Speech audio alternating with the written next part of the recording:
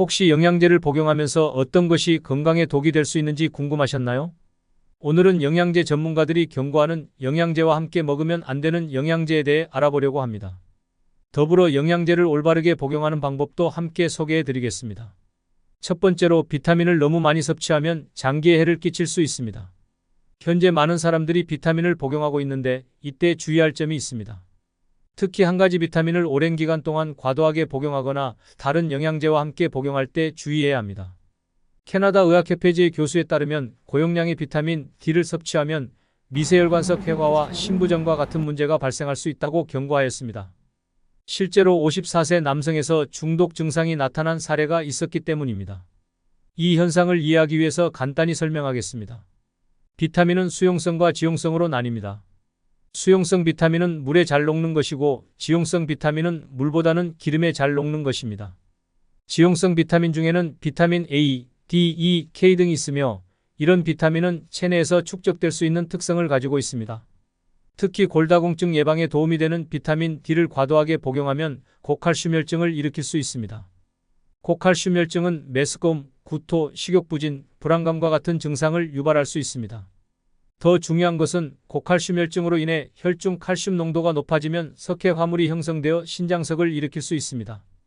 그래서 캐나다의 골다공증 치료 가이드라인에서는 성인의 1일 비타민 D 섭취량을 400에서 1000IU로 제한하고 있습니다.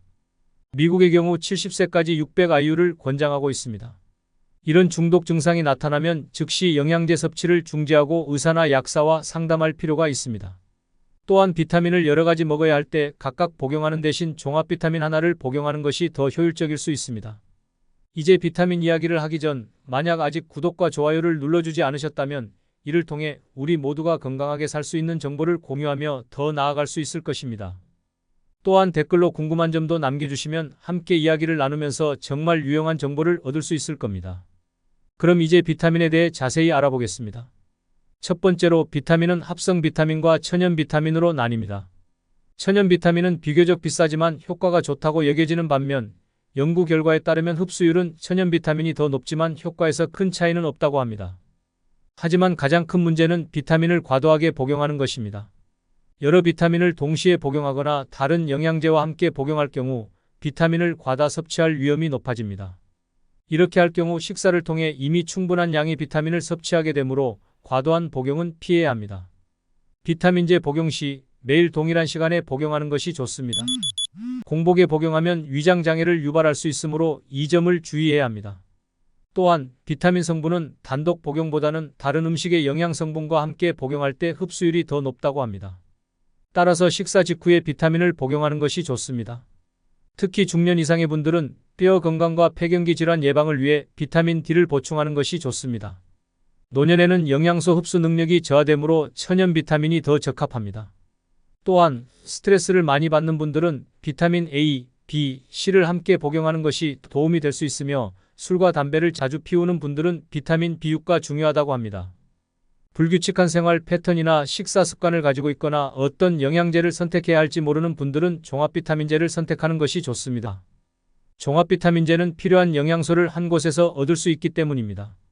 세 번째로 유산균을 복용하고 계신다면 비타민C와 함께 복용하지 않는 것이 좋습니다. 한국에서는 많은 분들이 유산균을 복용하고 있는데 비타민C와 함께 복용할 경우 효과에 영향을 미칠 수 있습니다. 하지만 이에 대한 의사와 약사의 의견이 상이하며 대체로 비타민C와 유산균을 동시에 복용하더라도 큰 문제가 없다는 견해가 많습니다. 그럼에도 불구하고 걱정이 된다면 두 가지 영양제를 복용하는 시간을 1시간 정도 간격을 두어 복용하는 것이 좋을 것입니다. 또한 차, 커피와 같은 뜨거운 음식, 그리고 산성 음료류, 주스 등과 함께 복용하지 말아야 합니다. 특히 항생제와 함께 복용 시에는 좋은 세균까지 줄일 수 있어 아무런 효과를 기대하기 힘들어집니다. 일반적으로 위장염, 피부질환, 세균성 감염 등의 질환에는 항생제가 사용될 수 있습니다. 또한 항생제에는 페니실린 계열, 세팔로스포린 계열, 카바페넴 계열 등이 속합니다. 따라서 의사나 약사에게 항생제 성분이 포함되어 있는지 확인하는 것이 중요합니다. 네 번째로 유산균을 어떻게 복용해야 하는지 알아봅시다. 최근 중요한 연구 결과에 따르면 행복 호르몬인 세로토닌은 장 건강과 관련이 있다고 합니다. 세로토닌 생성을 위해 필요한 것은 음식에 함유된 트립토판이라는 물질입니다. 따라서 장 건강이 좋지 않으면 세로토닌 부족으로 우울증, 불면증, 스트레스, 과민성 대장 증후군 등과 같은 장 관련 질병을 유발할 수 있습니다. 내장과 소장은 음식물과 다양한 세균이 오래 머물며 번성할 수 있는 곳입니다. 이런 이유로 장은 질병과 싸우는 면역 시스템의 핵심 역할을 하고 있으며 인체의 면역세포와 항체의 60%가 장에 집중되어 있습니다. 따라서 장 건강을 지키는 것은 암세포, 세균, 바이러스와 같은 질병에 대항하는 면역력을 향상시킬 수 있습니다. 유산균이 좋은 기능을 발휘하려면 그것이 장까지 활동적으로 도달해야 합니다. 이를 위해 위의 산도를 줄여야 합니다. 공복 상태에서 유산균을 복용하고 그 뒤에 물을 마신다면 유산균의 생존율을 높일 수 있습니다. 또한 채소와 함께 복용하면 장 내 환경을 개선하여 유산균이 잘 자라낼 수 있습니다. 만약 항생제를 복용한 경우에는 유산균을 복용하는 것은 항생제 후 5시간 정도 두는 것이 좋습니다. 마지막으로 홍삼에 대해 알아봅시다. 홍삼은 체질에 따라 다르지 않을 정도로 열을 발생시키는 성질이 있습니다. 그럼에도 불구하고 홍삼 역시 인삼과 비슷하게 열성이므로 열이 많은 사람들은 조심해야 합니다. 홍삼은 체내 열 생산을 높이고 혈관을 이완시켜 고혈압을 개선할 수 있다는 연구 결과가 있습니다. 그러나 2010년 국내 연구에 따르면 홍삼을 장기간 대량으로 복용할 경우 혈관 벽을 파괴하는 독성이 나타날 수 있다는 소견이 있습니다. 따라서 심혈관 질환을 가진 분들은 홍삼물을 과도하게 섭취하거나 장기간 복용을 피하는 것이 좋습니다. 또한 홍삼의 사포닌 성분은 혈당을 낮추는데 도움을 주지만 당뇨병 환자가 약을 복용할 때 과도한 혈당 감소로 인한 저혈당을 유발할 수 있으므로 조심해야 합니다. 이외에도 홍삼은 에스트로겐과 유사한 효과를 나타내므로 폐경기 증상 완화에 도움이 될 수 있지만 장기간 복용 시에는 주의해야 합니다. 홍삼은 테스토스테론, 에스트론 등의 성분을 함유하고 있으며 폐경기, 여성의 유방 부종과 유방 통증 등을 유발할 수 있으므로 주의가 필요합니다. 뿐만 아니라 출혈 및 혈전 용해제 복용자도 조심해야 합니다. 그렇다면 홍삼을 복용하는 방법은 무엇일까요? 미국과 유럽에서는 홍삼을 건강보조제로 복용할 때 하루 2지 이내로 권장하고 복용 기간도 3개월 이내로 제한하고 있습니다.